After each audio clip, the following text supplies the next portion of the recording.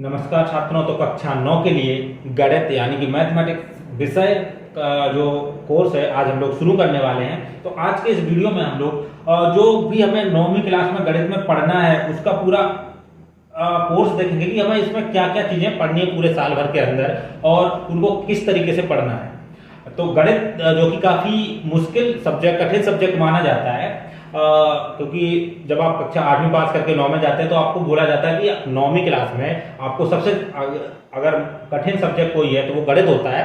तो हम लोग इसको इस तरीके से पढ़ेंगे कि आपको गणित जो है बहुत ही आसान लगने लगेगा। सबसे आसान सब्जेक्ट जो होगा, सबसे आसान विषय जो होगा कक्षा 9वीं का, आपको वो गणित लगेगा और आप गणित में ज्यादा से ज्यादा नंबर ला सकते हैं। किसी भी सब्जेक्ट में आप 100 में से 100 नंबर लाने के लिए बहुत ज्यादा मेहनत करनी पड़ती है, लेकिन गणित एक ऐसा सब्जेक्ट है जहां पे आप 100 में से 100 नंबर अगर आपको अच्छे से पढ़ा है तो आप आसानी से ला सकते हैं। तो गणित सब्जेक्ट जो है वो काफी यूजफुल भी है, काफी ज्यादा आपको काम भी आएगा आगे।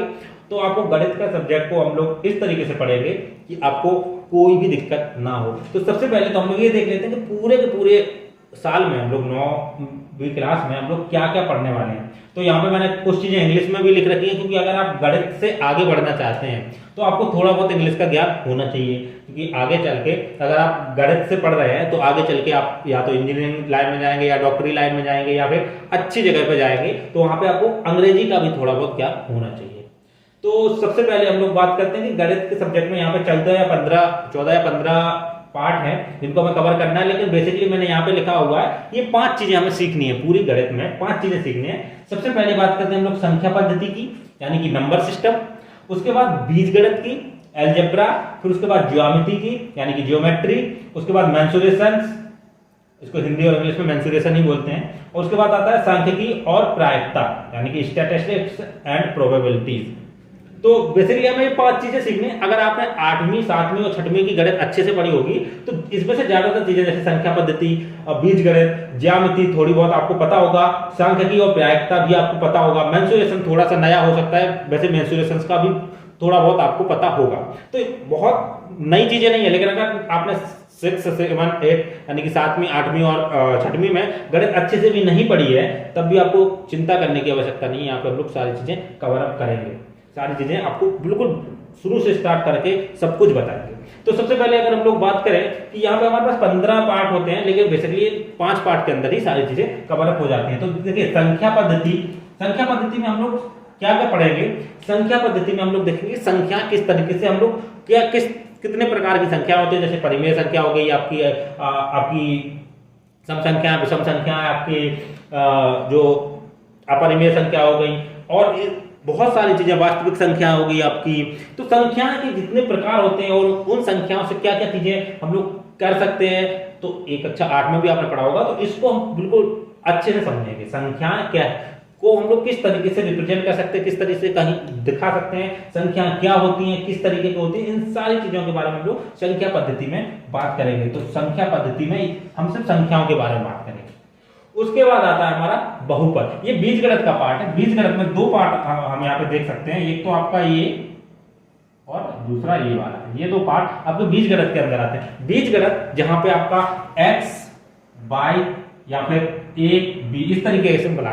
जब आप गणित की बात करते हैं तो आपने देखा होगा गणित में जोड़ना घटाना होता है 2+2 या 2 गुणे 4 इस तरीके से, लेकिन जहां पे यहाँ पे 2 की जगह a आ जाता है, a या फिर x गुणे x प्लस वाई, इस तरीके की सब चीजें आ जाती हैं, उनको हम लोग बोलते हैं बीजगणित। तो इन चीजों को कैसे हल करना है, कैसे इनको पढ़ना है, बहुत ही आसानी से आपको। और इसमें बीजगणित आपको अभी सुनने में बहुत अजीब लगेगा कि यहाँ पे हम संख्याओं को तो जोड़ घटा लेते थे, फिर यहाँ पे अक्षर आ जाएंगे, एक्स वाई आ जाएगा, ए बी आ जाएगा, उनके साथ कैसे हम लोग सवाल को हल करेंगे। लेकिन बीजगणित बहुत ही ज्यादा मजेदार होने वाली है, बीजगणित में बहुत ही ज्यादा मजा आने वाला है। तो यहाँ पे हम लोग बहुपद यानी कि पॉलिनोमियल्स, बहुपद यानी कि पॉलिनोमियल्स जिसमें एक से ज्यादा पद हो, जैसे यहाँ पे x प्लस वाई, इसमें कितने पद हैं, एक x पद है, एक y पद है, तो एक से ज्यादा पद होते हैं, उनको बोलते हैं बहुपद। तो इनको देखेंगे कैसे सॉल्व करते हैं। x का मान कैसे निकालते हैं, y का मान कैसे निकालते हैं। दूसरा आता है 2 चर वाले रैखिक समीकरण। तो यहाँ पे x और y, यहाँ पे बहुपद का मतलब यहाँ पे z भी हो सकता था, यहाँ पे a प्लस बी इंटू सी इस तरीके से हो सकते थे। बहुपद यानी कि कितने भी पद हो सकते हैं। 2 चर वाले रैखिक समीकरण मतलब सिर्फ x और y या फिर a और b 2 ही चर होंगे तो वो रैखिक समीकरण। उनको कैसे हल करना है ये हम लोग आराम से एक एक करके सारे चैप्टर पढ़ेंगे। उसके बाद आता है ज्यामिति। ज्यामिति मतलब जो भी हम लोग पेपर पे बना सकते हैं, जो भी डिजाइन कर सकते हैं, उसको ज्यामिति बोलते हैं। अब ज्यामिति यहाँ पे दो पार्ट को मिलाकर बनती है। एक तो आपका आता है निर्देशांक ज्यामिति यानी कि कोऑर्डिनेट ज्योमेट्री, और दूसरा आपका नॉर्मल ज्यामिति आती है। तो उसमें आपके ये सारे चैप्टर इंक्लूडेड हैं, ये सारे के सारे पार्ट जो हैं इन सबको हम लोग इन करके डिस्कस करेंगे। और यहाँ पे ये भी इसी का पार्ट है और ये भी इसी का पार्ट है, तो ये और ये भी इसी का पार्ट है। तो यहाँ पे ज्यामिति का मतलब होता है जो भी चीज हम यहाँ पे बना सकते हैं। तो यहाँ पे देखिए सबसे पहले हम बात करते हैं निर्देशांक ज्यामिति। निर्देशांक ज्यामिति में हम लोग क्या करते हैं, आपको अगर आपने पढ़ा होगा तो अच्छी बात है, नहीं पढ़ा है तो आपको बिल्कुल शुरू से बताया जाएगा। यहाँ पे इस तरीके का चीज होती है जिसको एक एक्स को बोलते हैं एक्स एक्सेस और दूसरे को बोलते हैं वाई अक्ष। तो एक्स और वाई के बीच में हम यहाँ पे कुछ भी चीज लाइन खींचे, कुछ भी करें, वो किसमें आती है, ज्यामिति में। तो जब एक्स और वाई की बात होगी तो उसको बोलेंगे निर्देशांक ज्यामिति। लेकिन इसके अलावा इसमें कोई भी चीज बनाए, जैसे यहाँ पे हम लोग ने क्या बनाया, गोला बना दिया, यहाँ पे हम लोगों ने क्या किया, त्रिभुज बना दिया। तो त्रिभुज वगैरह इन सबको बाद में कि इसकी क्षेत्रफल क्या होगा, इसका एक एंगल क्या होगा, कोण क्या होगा, ये सारी चीजें हम लोग पढ़ेंगे। तो वो ज्यामिति के अंदर आएगा। अब ज्यामिति में चैप्टर बाय चैप्टर यानी कि पार्ट बाय पार्ट देख लेते हैं। तो निर्देशांक ज्यामिति में क्या है, हम एक्स और वाई एक्स के बीच की बातें करेंगे। उसके बाद आपके इक्वेटोरियल ज्यामिति का परिचय होगा। उसके बाद रेखाएं यानी कि लाइन खींची है, जैसे हमने कहा एक्स और वाई के बीच में कोई भी लाइन कैसे भी खींच सकते हैं। तो लाइन कैसे बनानी है और लाइन का जो फॉर्मूला है या फिर जो समीकरण है वो कैसे लिखना है। उसके बाद कोण कैसे नापेंगे, क्या होते हैं कोण, कैसे बनाते हैं, प्रकार से कैसे बनाते हैं, चांदा से कैसे बनाते हैं, बहुत सारी चीजें हम यहाँ पे रेखाओं में सीखेंगे। फिर त्रिभुज कितने प्रकार के होते हैं, उनमें क्या संबंध होते हैं, रेखा त्रिभुज जब भी हम बनाते हैं तो क्या क्या उसकी चीजें होती हैं, कैसे त्रिभुज बनते हैं, इन सब के बारे में हम त्रिभुज वाले पार्ट में देखेंगे। फिर चतुर्भुज की बात करें तो चार भुजाओं से घिरी हुई आकृति को क्या बोलते हैं, चतुर्भुज, जिसमें चार भुजाएं हो। चतुर्भुज कितने प्रकार के होते हैं, कैसे बनते हैं, इन सब के बारे में बिल्कुल आराम से बात करेंगे और इसमें बहुत मजा आने वाला है। फिर आते हैं समांतर रेखा समांतर चतुर्भुज और त्रिभुज का क्षेत्रफल। यानी कि अब हम लोग यहाँ पे त्रिभुज बनाना सीख गए, त्रिभुज के प्रकार बनाना सीख गए इसके पहले चैप्टर में। चतुर्भुज भी कई तरह से बनाना सीख गए।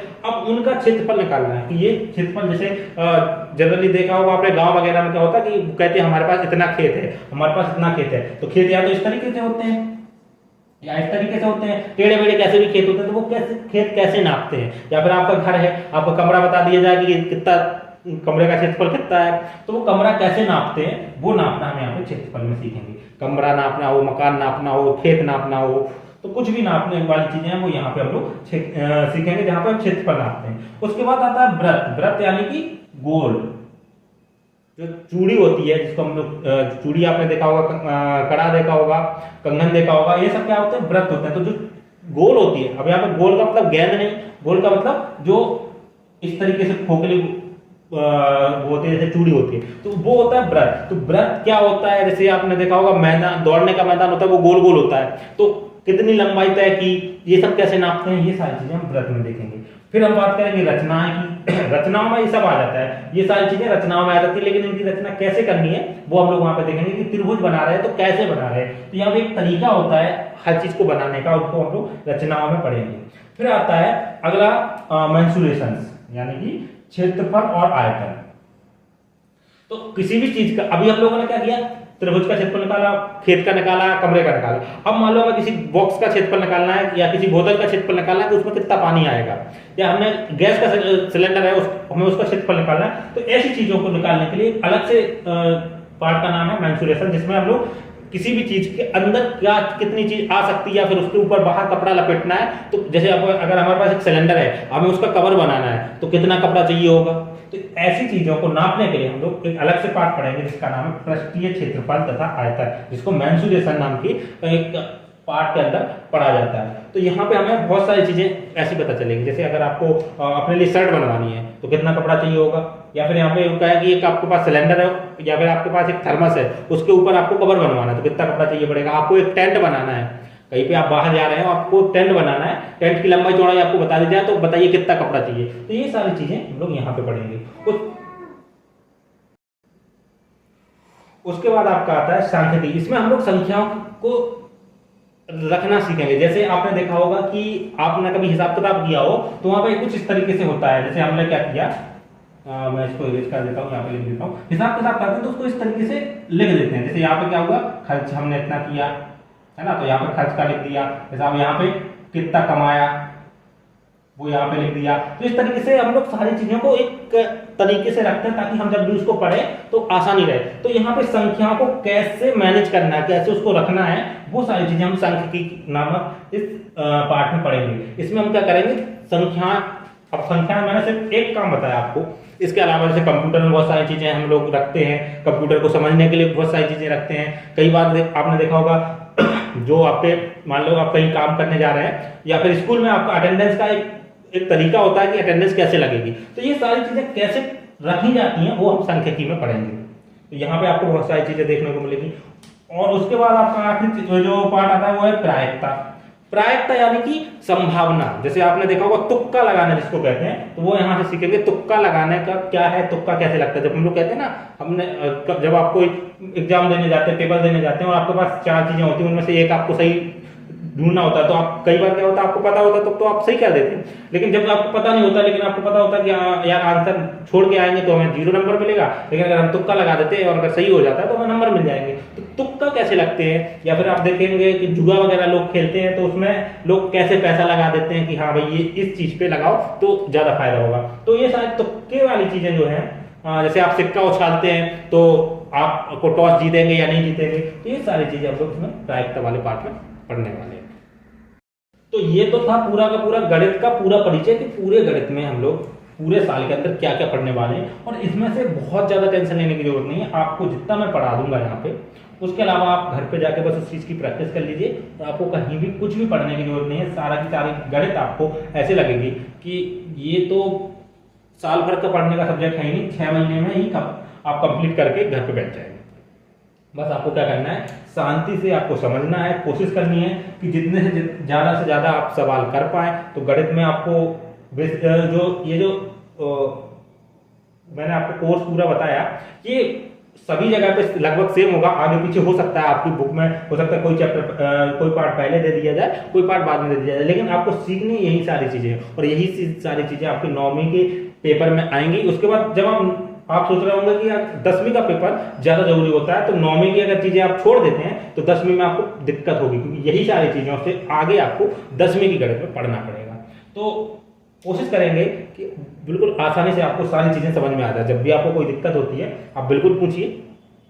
तो आई थिंक आपको ये समझ में आ गया होगा कि हमें कैसे पढ़ना है, क्या पढ़ना है। तो अगले वीडियो में हम लोग पहला चैप्टर स्टार्ट करेंगे, यानी कि संख्या पद्धति से चालू करेंगे।